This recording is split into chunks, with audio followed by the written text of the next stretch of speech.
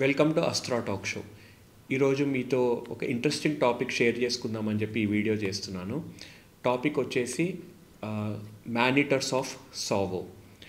సావో అనే ఒక ప్రాంతంలో ఒక రెండు మ్యానిటింగ్ లయన్స్ ఎంత హ్యావోక్ క్రియేట్ చేసినాయి అనేది ఈ వీడియో ద్వారా మీకు చెప్పాలని అనుకుంటున్నాను.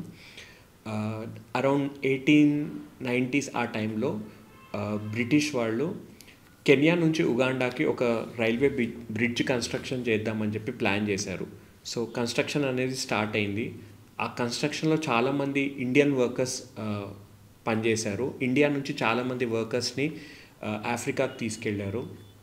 అక్కడ వాళ్ళతో ఈ బ్రిడ్జ్ కన్స్ట్రక్షన్ పనులు చేయించడం మొదలుపెట్టారు బ్రిటిష్ వాళ్ళు. ఇండియన్ వర్కర్స్తో పాటు ఆఫ్రికన్ వర్కర్స్ కూడా ఉన్నారు.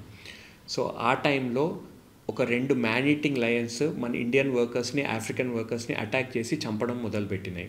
అవి మ్యానిటర్స్గా మారి ఈ వర్కర్స్ని చంపి తినడం మొదలుపెట్టినాయి. సో ఆ టైంలో ఈ న్యూస్ ఒక సెన్సేషన్ క్రియేట్ చేసింది. ఎలా అంటే దగ్గర దగ్గర 100 వర్కర్స్ని చంపి తిన్నాయని చెప్పి ఒక థియరీ ఉంది. Indian workers African workers camps ఏర్పాటు చేసుకొని ఆ కన్స్ట్రక్షన్ సైట్లో నివసించేవాళ్ళు. ఈ లయన్స్ వచ్చేసి నైట్ టైం అటాక్ చేసేవాళ్ళని. నైట్ టైం అటాక్ చేసి వాళ్ళ టెంట్స్ పడుకుంటే టెంట్స్ లోపలికి వెళ్ళి అటాక్ చేసి డ్రాగ్ చేసుకొని తీసుకెళ్ళి తినేసేవి. వాళ్ళ బాడీస్ మార్నింగ్ దొరికేవి. సో అంత భయానకంగా ఉండేది పరిస్థితి.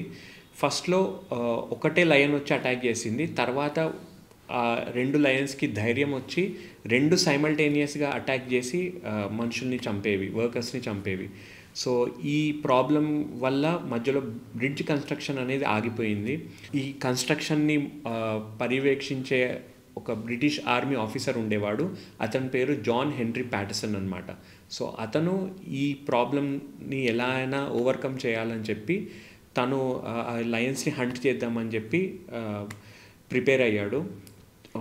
ఈ లయన్స్ ఎంత ధైర్యం అంటే నైట్ టైం ఫెన్సెస్ పెట్టినా క్యాంప్ ఫైర్ పెట్టినా వాటిని దాటుకొని వచ్చి వర్కర్స్ని అటాక్ చేసి చంపేవి. ఆ వర్కర్స్ బాడీస్ మార్నింగ్ దొరికేసరికి చాలా భయానక స్థితిలో దొరికేవి.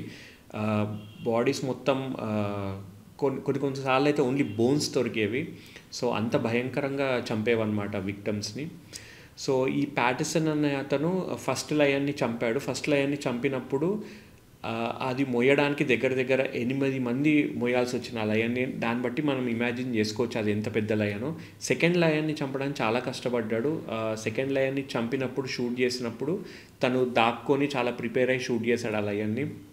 తన రికార్డ్ ప్రకారం షూట్ చేసిన తర్వాత కూడా ఆ లయన్ తన్ని చంపుదామని దగ్గర వరకు వచ్చింది. కానీ సక్సెస్ఫుల్గా ఆ లయన్ని తను హంట్ చేయగలిగాడు. తర్వాత రీసెర్చ్లో తేలింది ఏంటి అంటే ఆ రెండు లయన్స్లో ఒక లయన్కి టూత్ ఇన్ఫెక్షన్ ఉంది, సివియర్ టూత్ ఇన్ఫెక్షన్. దానివల్ల దాని natural prey zebra, wildebeest, other యానిమల్స్ని హంట్ చేయలేక ఈజీ టార్గెట్ అయిన హ్యూమన్ బీయింగ్స్ని హంట్ చేయడం మొదలుపెట్టింది. సో వాటికి ఆ రకంగా ఈ రెండు హ్యూమన్స్ని అటాక్ చేసి మ్యానిటర్స్గా మారాయి. ఇప్పటికీ ఈ రెండు లయన్ స్పెసిమెన్స్ని మనం చూడొచ్చు. న్యాచురల్ హిస్టరీ మ్యూజియం ఇలినాయిస్ షికాగోలో ఈ రెండు స్పెసిమెన్స్ ఇప్పటికీ ఉన్నాయి. ఇప్పటికీ వెళ్ళి చూడొచ్చు మనం ఈ రెండు లయన్స్ని. వాటి బోన్స్, వాటికి సంబంధించిన రెండు స్పెసిమెన్స్ ఇప్పటికీ ఆ మ్యూజియంలో ఉన్నాయి. సో ఈ ఇన్సిడెంట్ని బేస్ చేసుకొని చాలా మూవీస్ అయితే వచ్చినాయి. అందులో రెండు ఫేమస్ మూవీస్ మన తెలుగులో మృగరాజు, ఇంగ్లీష్లో ద గోస్ట్ అండ్ డార్క్నెస్ అనే మూవీ వచ్చింది. సో ఆ పర్టికులర్ టైంలో ఈ 1890s ఆ టైంలో ఈ ఇన్సిడెంట్ అనేది ఒక సెన్సేషన్ అనమాట. ఇలాంటి ఎన్నో ఇంట్రెస్టింగ్ ఫ్యాక్ట్స్ గురించి తెలుసుకోవాలంటే please like, share and subscribe Astra talk show. Thank you.